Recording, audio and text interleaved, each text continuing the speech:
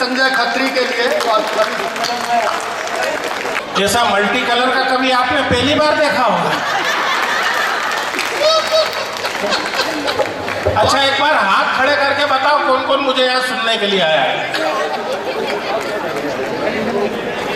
मैं आभार व्यक्त करता हूँ आप सभी का कि आप सब मुझे यहाँ सुनने के लिए आए। तो कई जगह तो मुझे दिखाने के लिए लेके जाते हैं।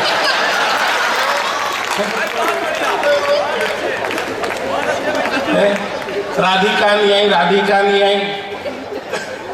राधिका कैसे आएगी जब तक कृष्ण नहीं कहेगा। मैंने कहा उसके बाद आए। ये गुड़िया बहन जी बेचारी कहीं भी बैठ सकती थी तो समस्या उसकी नहीं भाई साहब, वो एक्चुअल मुझे देखना चाहती थी।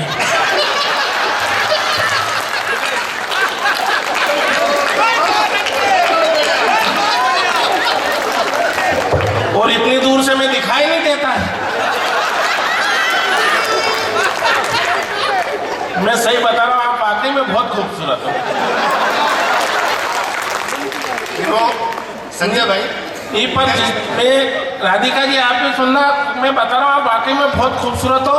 पर आपको जिस दिन अपनी खूबसूरती पर अभिमान हो जाए ना, उस दिन अकेले कमरे में, अंधेरे कमरे में जाना, लाइट चालू करना और अपना आधार कार्ड और वोटर कार्ड देख लेना है, गलतफहमी दूर हो जाएगी।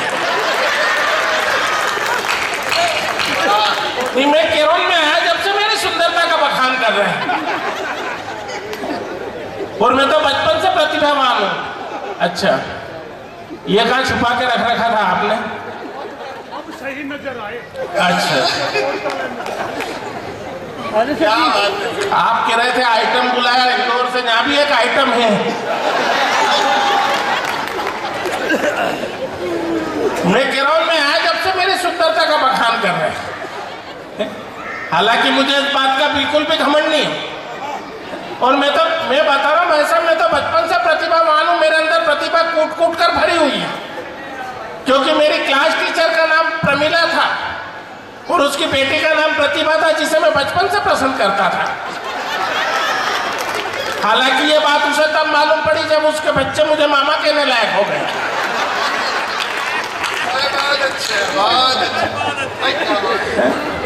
अब मुझे तो याद है, आते एक शिक्षक ने मुझसे कहा कि अच्छा तुम प्रतिभावान हो, चलो गाली को उर्दू में परिभाषित करो शकील भाई।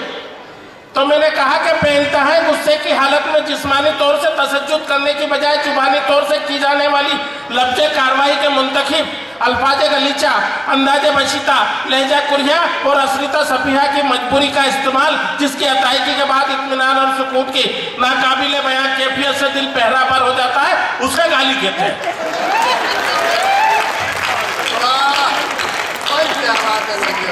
नहीं, मैं केरल में आया जब से मेरी सुंदरता का बखान कर रहे हैं। हालांकि मुझे इस बात का बिल्कुल भी घमंड नहीं है। क्या घमंड करना। और भाई साहब मैं आया जब से कह रहा, ये तो ऐसा है, ये तो वैसा है।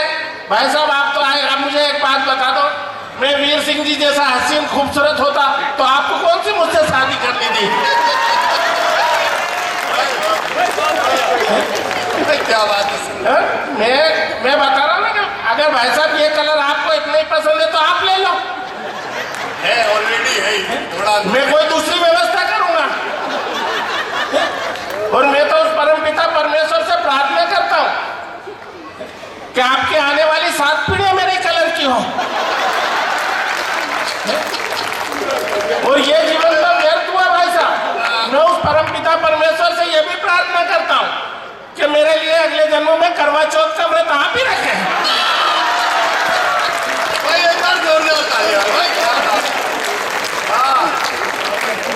मैं केरल में आया जब से मेरी सुंदरता का बखान कर रहे हैं। हालांकि मुझे इस बात का बिल्कुल भी घमंड नहीं है, क्योंकि कर्ण की भांति मैंने कभी दान नहीं दिया, कद का अपने मुख से कभी बखान नहीं किया और मन की सुंदरता ने तोड़ा है इन लोगों के भरम को, और मैंने अपनी सुंदरता का कभी अभिमान नहीं किया। आदरणीय भाई साहब मेरे बड़े भाई और मैं इनका छोटा भाई, ठीक उसी प्रकार जिस प्रकार रावण का छोटा भाई विभीषण था, बाली का छोटा भाई सुग्रीव, प्रमोद महाजन के छोटे भाई प्रवीण महाजन थे, और इन तमाम बड़े भाइयों के सामाजिक उत्थान में हम छोटे भाइयों का बहुत बड़ा योगदान था। हालांकि मेरा ऐसा कोई विचार नहीं है, क्योंकि पुष्प कभी श्रद्धा के अर्पण नहीं कर पाया, एकलव्य की भांति कभी समर्पण नहीं कर पाया। आप तो साथ रहे सदा मेरे राम की भांति, मैं ही अभागा कभी लक्ष्मण नहीं बन पाया। ज्यादा बड़ी बड़ी बातें नहीं करता हूँ साहब। इंदौर से 27 किलोमीटर दूर बेटमा नाम का एक महाद्वीप है। मैंने तो केवल 4 पंक्तियां लिखी और आपको लग जाए कि ठीक ठाक हो गई है, तो यहाँ से वहां तक तालियों का एक हुजूम खड़ा कर दीजिएगा। मैंने कहा कि हर पिता को अपनी वसीयत बच्चों में बांट देनी चाहिए, गलती कोई भी करे उसे डांट देनी चाहिए, और जो जुबा भारत माता की जय ना बोले, मेरा तो कहना जुबा को ही काट देनी चाहिए। बोलो भारत माता की, भारत माता की, वंदे वंदे। आंदोलन समाप्त। हाँ, अपनी देशभक्ति इतनी है और क्या काला काला करते हो, क्या काला? सबकी अपनी अपनी कहानियां थी, कुछ आपकी तो कुछ हमारी भी दीवानियां थी। हाँ नहीं, सही बता रहा हूं, सबकी अपनी अपनी कहानियां थी, कुछ आपकी तो कुछ हमारी भी दीवानियां थी। और आप इतिहास भूल गए, आपको पता नहीं है शायद अकेले काले कृष्ण का नहीं है कि 16,000 पटरानियां थी। इन सब कवियों का जन्म हुआ है और मेरा उतार हुआ है। आप सभी भाग्यशाली लोग हैं कि आज आपको इस अवतारी पुरुष के दर्शन प्राप्त हुए, इसलिए मैं खड़ा हुआ हूं, तो एक बार मेरे सम्मान में भी ताली बजाइए, क्योंकि मैं एक एक के कान में आकर तो कहने से रहा कि ताली बजाओ ताली बजाओ। मैं कर भी सकता हूं, पर क्या है, सारी प्रक्रिया में समय बहुत लग जाएगा, और आपको मालूम है समय किसी के पास नहीं, क्योंकि ट्यूब था पहले में, अब तैयार हो गया, और गायकी में पूरा ओपी नैयर हो गया। ट्यूब था पहले में, अब तैयार हो गया, और गायकी में पूरा ओपी नैयर हो गया। और जिस दिन से मोहब्बत हुई मुझे बबीता नाम की लड़की से, उसी दिन से मैं तारक मेहता का ईयर हो गया।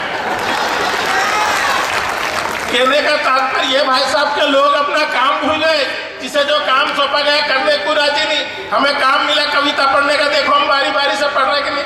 आप सबको काम मिला ताली बजाने का, बजाओ। और मैं तो कहना चाहता हूं कि मैं अपने काम के प्रति इतना सजग हूँ, मंच पे बैठा हुआ एक भी कवि नहीं होगा, कवि छोड़ो यहाँ मौजूद एक भी श्रोता नहीं होगा, ये बात मैं साबित कर सकता हूँ। अच्छा, राखी सावंत ने स्वयंवर रचा, आप में कौन कौन व्यक्ति स्वयंवर में गया? मुझे मालूम है कोई नहीं गया,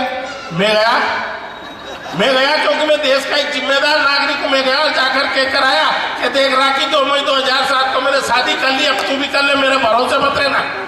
और मैं तो कहना चाहता हूँ भाई साहब कि मेरे साथ घटनाएं थी, दुर्घटनाएं घटित होती। वैसे मेरा जन्म एक दुर्घटना किसी के लिए होनी हो, मेरी पत्नी के लिए तो पहली दुर्घटना तब घटित हुई जब मेरे पिता मेरा विवाह प्रस्ताव लेकर मेरी सासू माँ के पास गए। मेरी सासू माँ के पास गए, मेरा फोटो दिखाया, सासू माँ ने चश्मा वश्मा लगाया, फोटो देखा, फोटो देखती उछल पड़ी। कह रहे वाह मेरी छोरी गोरी घट, मैं तुम्हारा छोरा काला कट, मैं बूढ़ी हूँ, मैं अग्नि थोड़ी हूँ कि मेरी गाय जैसी छोरी किसी भी काले सांड से ब्याह दूं। और मेरे पिताजी बहुत चतुर, और ये भी क्यों नहीं, क्योंकि मेरे पिताजी कहने लगे बहन जी माफ कर दो, गलती आपकी नहीं गलती मेरी है, मैं फोटो की जगह नेगेटिव उठा लाया। ऐसा मेरा विवाह हुआ, और मैं मेरी पत्नी को फिर भी ऐसे ही प्राप्त नहीं हुआ। सही बता रहा हूँ भाभी जी, मेरी पत्नी ने मुझे पाने के लिए 20 मंगलवार, 22 बुधवार, 24 गुरुवार, 26 शुक्रवार, 28 शनिवार, 30 रविवार और 32 सोमवार करे। 16 सोमवार 2 बार करना पड़े बेचारे। आखिरी 16वें सोमवार के दिन वो भगवान भोलेनाथ के सामने खड़ी हो गई कि भगवान मुझे सुंदर सुयोग्य वर दे तो मैं तुझे 1.25 रुपए का प्रसाद चढ़ाऊंगी। भगवान बोले, पीछे भंग के बोले, ऊपर से ही बोले तथास्तु। मैं जैसे ही घोड़ी चढ़ के उसके घर पे गया तो ऊपर से देख के चिल्लाई, हे भगवान तेरा कैसा न्याय, मुझे कुछ समझ में नहीं आया।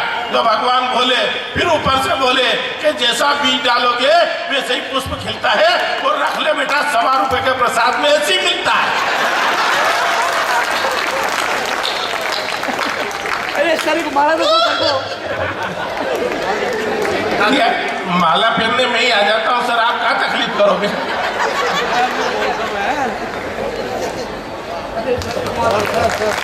अब दोनों लोगों को देख के मैं समझ गया कि वीर सिंह भाई ने इसे क्यों बुलाया है।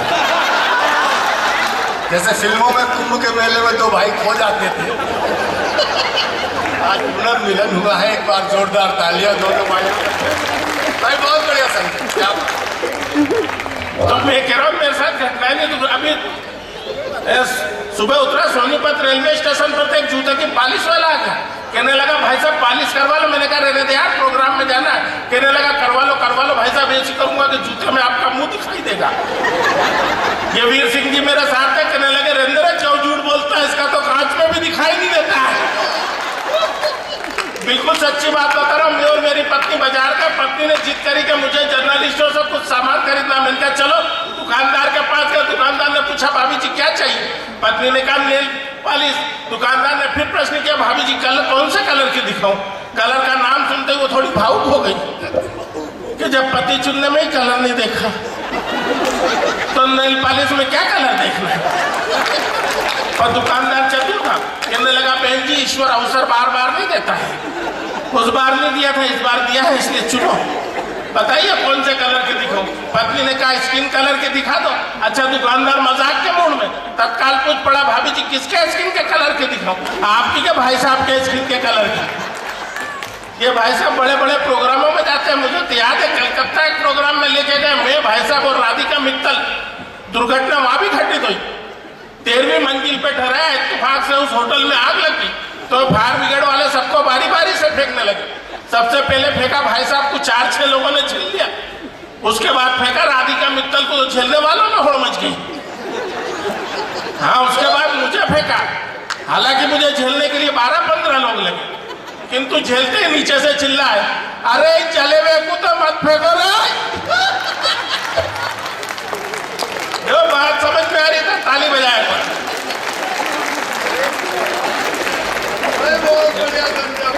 इन्होंने बताया कि तालाब वाली बात बताया। भाई साहब मैं तो बेटमा में रहता हूँ, नदी तालाब में नहाने वाला व्यक्ति। पहली बार गांव के तालाब में जाकर कूदा तो सारे जीव जंतु बाहर हो गए कि अंदर अंधेरा ही अंधेरा हो गया। ये मुझे मुंबई एक प्रोग्राम में लेके गए जिस होटल में ठहरा वहाँ स्विमिंग पूल। अच्छा स्विमिंग पूल मैंने पहली बार देखा क्या दौड़ा गया और कूद गया तो जितने लोग नहा रहे थे वो बाहर हो गए। वो स्विमर दौड़ा कि क्या हुआ कि आदमी कलर छोड़ रहा है। मैं उदास होकर बैठ गया तो इन्होंने समझाया कि तू क्यों उदास होता है, चल तुझे मैं संवाद दिला कर लाता हूँ। ये लेके गए मुझे जुहू बीच पे। मैं भी अर्धनग्न अवस्था में मल्लिका शेरावत स्टाइल में टॉवल वगैरह लपेट कर लेट गया। चूंकि निरंतर यात्रा में था, थका हुआ था, नींद लग गई। क्या देखता हूँ कि थोड़ी देर में आसपास के जितने भी चील कौवे सब मेरे पास आकर बैठ गए। एक से इन्होंने फिर पूछा कि क्या हुआ, तो क्या हमारा देवता मर गया है? भाई साहब जनरली लोग नाम और चेहरे से पहचाने जाते हैं। मैं विश्व में एकमात्र ऐसा इंसान हूँ जो केवल अपने दांतों से पहचाना जाता हूँ, क्योंकि अंधेरे में यही दिखाई देते हैं। मेरे विवाह के बाद जब मेरे बच्चे गोरे बूरे होते हैं आसपास के लोगों को शंका पैदा होगी। हाँ यहाँ तक कि मध्य प्रदेश सरकार तक चिंतित हो गई। ये प्रजाति धीरे धीरे नष्ट हो रही है, इसकी सुरक्षा अत्यंत आवश्यक है। उन्होंने तत्काल एक पत्र केंद्र सरकार को लिखा मुझे Z+ सुरक्षा दिलाने के लिए। हंसने की बात नहीं है साहब, जब इस सहिष्णु देश में असहिष्णुता की बात करने वाले देश के गद्दारों को पुलिस सुरक्षा प्रदान की जा सकती है तो मेरे जैसे कलमकार को क्यों नहीं की जा सकती? मेरी तो ये स्थिति है कि अगर अंधेरे में खड़ा रहूं तो गिलेरिया और छिपकलियां मेरे ऊपर चढ़ जाती है। प्रोग्रामों में जाऊं तो कई लोग तो मुझे बोरिंग मशीन वाला समझते हैं। हालैंड वो बोरिंग करते ना, हालैंड मशीन वाला। अभी पिछली बार वेस्ट इंडीज मैच जीती तो लोग मेरे घर बधाई देने आ गए कि बधाई और बधाई मिलके क्या हुआ, तो क्या वेस्ट इंडीज मैच जीत गई। मैंने कहा इसमें मेरा क्या योगदान, तो क्या नहीं आप पैदाइश तो वहीं कर डिलीवर कर लेते क्या होगा। और मैं तो धन्यवाद देना चाहता हूँ पूरी आयोजन समिति को। क्या आपने प्रोग्राम शाम के समय रखा? यदि दिन में रखा था तो मैं तो आ ही नहीं सकता था। आने की बात छोड़ो, शनिवार के दिन मैं घर से बाहर नहीं निकलता हूँ। घर से बाहर निकलूं तो मोहल्ले की औरतें मुझे शनि महाराज समझ कर तेज चढ़ जाती है। अगरबत्ती कान में खोज जाती है, धूप बत्ती सर में ठोक जाती है। तो क्या बात करें? अच्छा महिलाओं के बारे में क्या बात करें? भाई साहब आप मेरा फोटो खींच रहे हो, हालांकि मेरा फोटो आना नहीं है। नहीं एक जानकारी और दे दूं मैं आपको, कार्यक्रम के बाद मेरे फोटो 5-5 हजार रुपए में बिकते हैं। नहीं सही बताओ, वीर सिंह जी बच्चों को डराने के लिए। तो अच्छा आप भी खींचो। वो मैडम करेगी एक कापी मेरे को भी दे देना। देखो जहाँ बात समझ में आ रही हो ताली वाली बजाते रहना। अच्छा मजा आ रहा है कि नहीं? नहीं, मेरा तो जन्म मजे में हो गया। मेरे जन्म के बाद मेरे पिताजी ने मेरी माताजी से पूछा ये क्या मजाक है? तो जहाँ बात समझ में आया ताली वाली बजाते रहना। वो मैं जैसे इंटर हुआ था वो प्राचार्य महोदय बैठी कि नहीं, मुझे नहीं मालूम था कि मैं कवि हूँ। उन्होंने मुझे देखते ही पूछा ये नया रंग कौन सा है? तो मैं कह रहा हूँ मैं आया जब से मेरी सुंदर एक बार ताली बजाओ। तो ताली का इसलिए कहना पड़ता है क्योंकि मैं तो ताली से चलने वाला खिलौना हूँ। मैंने तो मेरी पत्नी को पहली रात में कह दिया था, मैंने कहा देख सुखी वैवाहिक जीवन का लाभ चाहती है तो शर्मा मत, ताली बजा। वो बेचारी अभी तक ताली बजा रही है।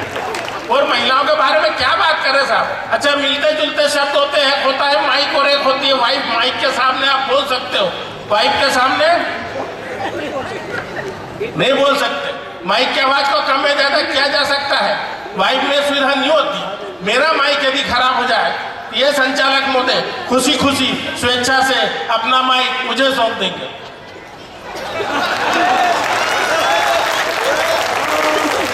हाँ हो सकता है किसी को सुबह तक समझ में आए। नहीं महिलाओं के बारे में क्या बात करें। अच्छा मैं महिला सही बता रहा हूँ भाभी जी, मैं महिलाओं का बहुत सम्मान करता हूँ। नहीं आप भी क्या करो क्योंकि अपनी पत्नी का यदि अपन सम्मान नहीं करे तो पड़ोसी करने लग जाते हैं। और एक जानकारी और दे दूं आपको वीर सिंह जी, आपको है कि नहीं पर मैं बता दूं कि पत्नी और पेट्रोल के भाव आधी रात के बाद ही बढ़ते हैं। नहीं महिलाओं के बारे में क्या बात करें है? अच्छा एक बार ताली बजाओ कि वो शेर सी दहाड़ती है कैसे हम कहें, जब चंडी रूप धारती है कैसे हम कहें, और पड़ोसन बुलाती है हमें बाबू में भी सोना कहकर, मगर पत्नी बहुत मारती है कैसे हम कहें। ये महिलाओं के बारे में क्या बात कर। मैंने तो मेरी पत्नी से एक दिन प्रश्न कर लिया, मैंने क्या बता भगवान नहीं करे मैं मर गया तो किसके साथ रहेगी। पहले तो वो दहाड़े मार मार के रोने लगी, फिर मैंने उसे समझाया कि देख आज नहीं तो कल ही होना है, तू कल्पना करके भगवान नहीं करे मैं मर गया तो किसके साथ रहेगी। उसने कहा कि मेरा मन तो वो राधिका, मेरी बहन है राधिका मित्तल, उसके साथ रहने का बात ही कही होगी।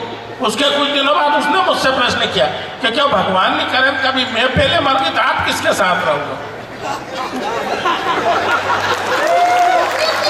मैंने कहा मेरा मन भी तेरी वो छोटी बहन के साथ ही रहने का है। अब भाई साहब ये वही लोग ताली बजा रहे हैं जिनका मन मेरे मन से मिलता है। तो महिलाओं के बारे में क्या बात करें। अच्छा मैं बता रहा हूँ आदमी महिलाओं को केवल खुश रख सकता है, चुप नहीं रख सकता। और मैं तो जिस प्रोग्राम में जाता हूँ उस प्रोग्राम में मुझे पुरुष देख में महिलाओं का बहुत सम्मान करता हूँ। उसका कारण है कि मैंने सुना है कि हर सफल पुरुष के पीछे एक महिला का हाथ होता है। तब मैं कहना चाहता हूँ कि दुख तकलीफ परेशानी ज़्यादा नहीं सहना चाहिए, अपने दिल के जज्बात कह देना चाहिए, और लाख कोशिश के बाद भी जब सफलता नहीं मिले तो पीछे खड़ी महिला बदल देनी चाहिए। मैं महिलाओं का बहुत सम्मान करता हूँ क्योंकि मैं बता रहा हूँ कि मैंने तो महिलाओं का सम्मान करता हूँ क्योंकि मैं बता रहा हूँ आपको कि मैंने तो साधारण सा प्रश्न कर लिया। एक बार ताली बजा हुआ है।